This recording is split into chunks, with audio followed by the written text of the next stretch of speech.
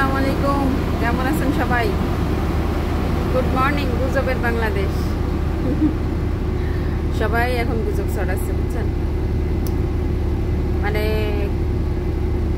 কতমুখী গুজব যে ছড়ায় মানুষ, পক্ষে বিপক্ষে সবাই মিলে এখন গুজব ছড়ায়। এর যাকেই ভালো না লাগতেছে তার বিরুদ্ধেই গুজব ছড়াই দিচ্ছে, যেটা আগে হয়েছে এখনো হচ্ছে। এখন মানে আমরা সাধারণ যারা আছি, আমরা জাস্ট ফেসবুকের উপর নির্ভরশীল বা সোশ্যাল মিডিয়ার উপর নির্ভরশীল।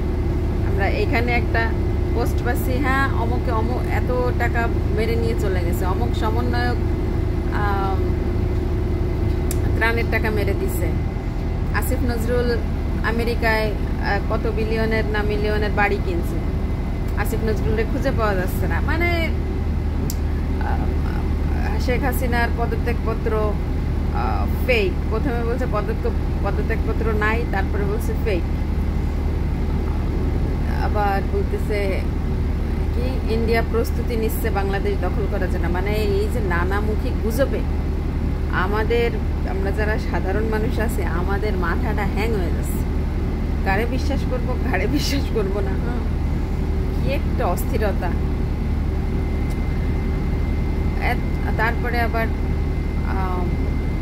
ছাত্র আন্দোলন, সেটা আবার মোড় নিছে। এখন বলতেছে বিএনপি জামাতও নাকি আন্দোলন করছে। এটা তো অবশ্যই ছিল, এটা তো শুরু থেকেই আমরা তো জানি সবাই যে বিএনপি জামাত না হলে, কোনো রাজনৈতিক দল না হলে এতটা শক্তিশালী হয়ে ছাত্রদের পক্ষে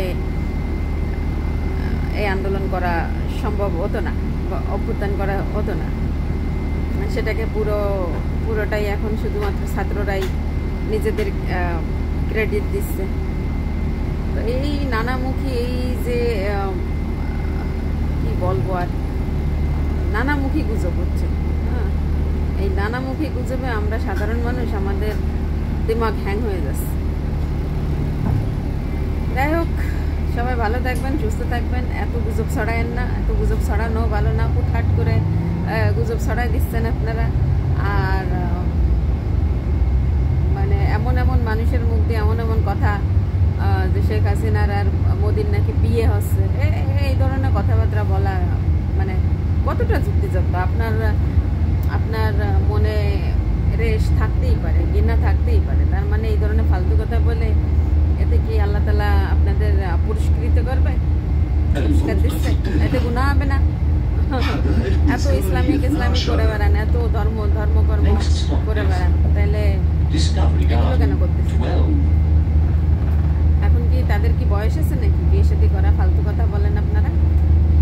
ভালো নাই লাগতে পারে, তার মানে কি একটা ফালতু কথা বলে দেবো? এই গুজব করেন না। গুজবে কাউরে কোনো কিছু দেবে না। সাময়িক ভালো হবে, পরবর্তীতে নিজেরই ধ্বংস